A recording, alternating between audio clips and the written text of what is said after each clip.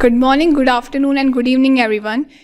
My name is Urvashi Joshi. I am BTech first year student, social media member, and your host of the day. So I'm very excited to move ahead because I have very special guest with us. We have Himank sir, who is ex-student of Amrapali group of institutes, and most of you might know him, but there are few who might not. So sir, please give your introduction. Awesome. So thank you for introducing me. My name is Himank. I am from the 2010 batch. I passed out back in 2010. I started my career as a network engineer with Cisco, basically. And then I was in the technical, it was called TAC actually, Technical Assistance Center of Cisco. But my parent company has been Cisco for a while. And then I started doing voice over IP as a network engineer. So that became my forte. From there, I got an opportunity to work in the physical security field. So I did physical security for a while. And then after that, I got the opportunity to move to the US, where I was working at the National Institutes of Health. Post that, I was able to get a job at Amazon, where I am still working. So at Amazon also I started as a technical program manager in the engagement and productivity field, which is again related to VoIP or voice over IP and networking. And then finally, last year I joined quantum computing, Amazon Bracket. So yeah, I've been with Amazon Bracket for almost 7 months now. Okay, so there's a point in your introduction, quantum computing, right? So please, can you give a brief introduction regarding quantum computing to our audience? So, quantum computing, if I want to give an introduction to that, it's basically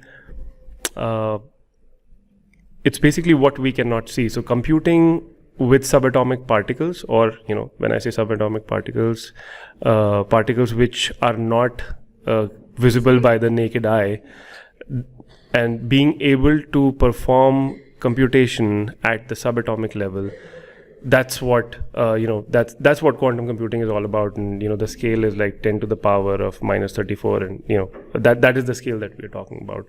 So yeah, quantum computing is basically being able to compute using subatomic particles at very low temperatures. That's kind of a very high level.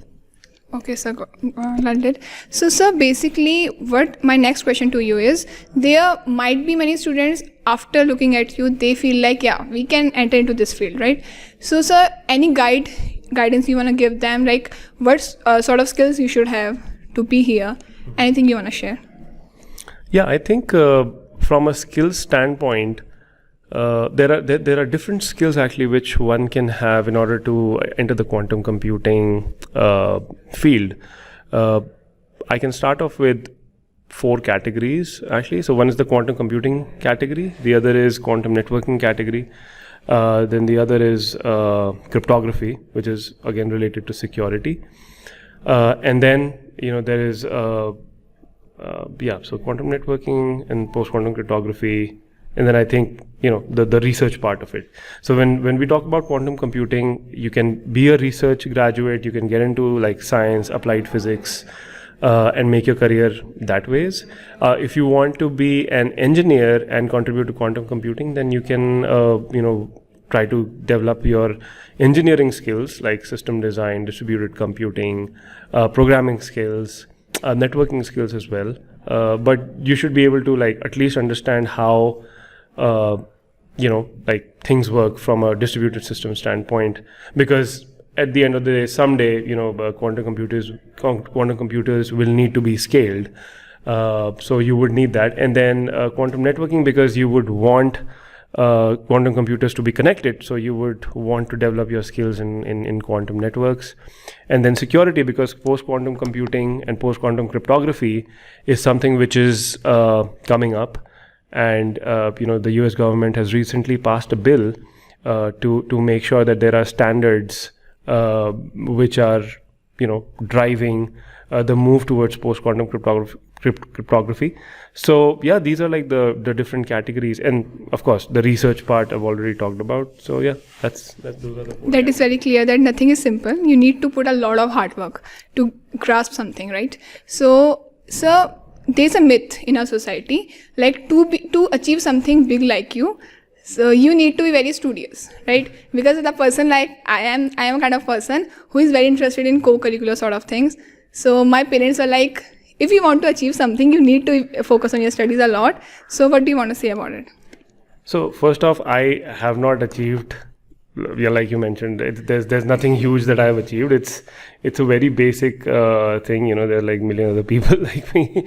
But the crux of the point here, and thank you for asking that question, that for people who who want to maintain a balance between studies and co-curricular and want to make sure that still they are able to do something good out of their studies and after their studies. I think the answer lies in the fact that you're able to create a balance and you have a focus towards a certain goal. Yeah. So basically, if there are 10 things that you are studying in your syllabus, there might be 1 or 2 things which are very interesting for you.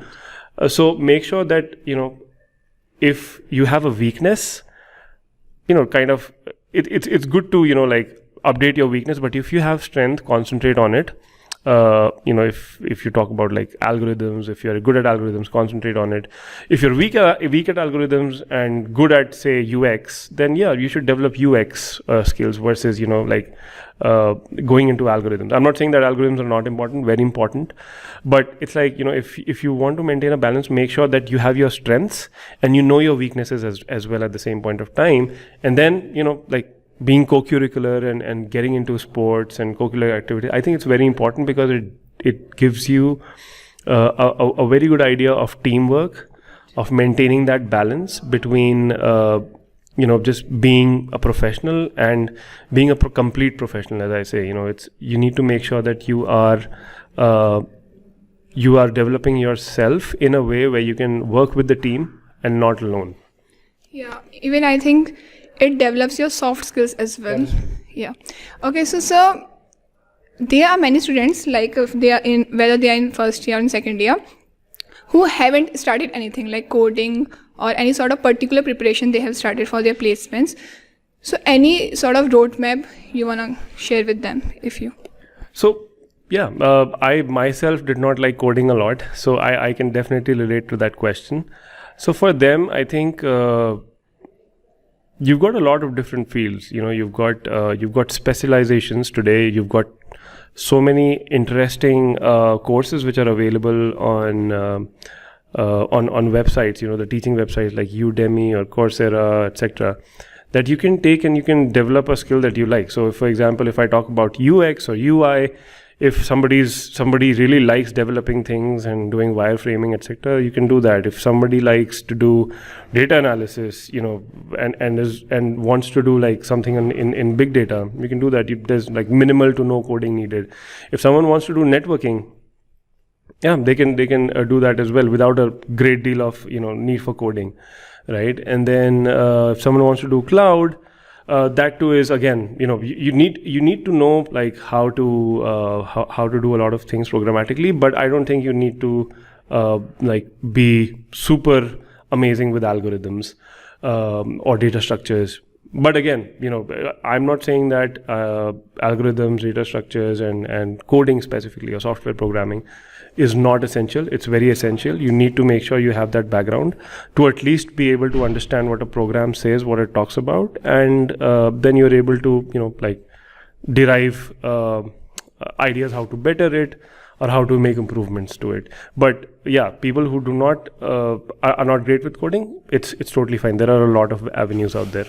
Okay, so one thing that is very clear, that first of all, you need to know what basically your interest is. Right. You need to develop your interest at a single path. Yeah. Okay, so sir, currently our third year students are very strained regarding their internships because they are very, of course, internship is very important. So what you think that how much important internship is in placement? I think internship is definitely important. Why? I tell you, because it gives you like a teaser of what you will be experiencing like a year down the line. It gives you what it is meant to be working with a team, working under a supervisor, working under pressure. It kind of gives you all of those. So if you're planning to intern, make sure that you are interning with your interning in the area which is very strong and is your forte. Because if you intern in a technology or in an area where you still want to develop things or develop yourself in, it might take a little time. Versus if you, say for example, are good at algorithms and you've got a software programming intern job, then I think you can quickly and easily get adapted to that. Versus if you're not good at, say, UX or UI and you join UX or UI as an intern, it might be difficult for you to handle the pressure in there. So make sure that any internship that you choose, you look at it, you understand what it is, you research about it, and then kind of make a stride towards that. So would you like to share your internship experience with us, with our audience especially? Yeah, my internship experience was actually amazing. Actually, at that point of time, Amrapali had signed an MOU with the Polytechnique Nantes University in France. And I was one of the 4 lucky people who got that internship in France. So from Amrapali, there were 4 of us who went to École Polytechnique Nantes in Pays de la Loire. It's basically a state in western France. And we went there, and I personally did a project on it was basically a project on A3 star lattice and optimization using A3 star lattice, wherein I actually learned how compression and decompression works. So it was not directly related to what I was doing, but I later found out that it was indeed related to networking. So it was a learning experience for me because I was able to relate a lot of things as part of the compression decompression algorithm that we were working using, something which is called the A3 star lattice at that point of time. Okay, sir. So what was your experience been like with Amrapali from very first day to the last day of your college? What do you like to share with our audience? Yeah, it's been a very emotional connect that I have had. I've had great friends. I've had amazing experiences as a student. I've had great faculty to interact with. I've been able to look at some amazing careers that I see today, which have been formed. I've been able to help a lot of juniors, who are a few of them are actually in Amazon, like in the same team even. I worked with a junior who was in the same team. And it's been an amazing experience looking at Amrapali grow, students grow, and like the amazing faculty here, they are doing an amazing, splendid job. So it's been a very emotional and a very connectful experience since the day I joined and the day I left. Yeah, so it felt really great listening that. Okay, so sir, anything you wanna add at the end that I forget to ask? And any message you want to give our audience? Well, I just want to wish everyone all the best, and I just want to let everyone know that just do your bit and leave the rest to the knowledge that you have, and leave the rest to the work that you've done. Because I don't personally believe in luck. I personally believe in hard work. So if you've done the hard work, that will in turn work itself whenever you are trying to achieve something. So thank you so much, sir. It was really great talking to you. Thank you so much. Thank you, everyone.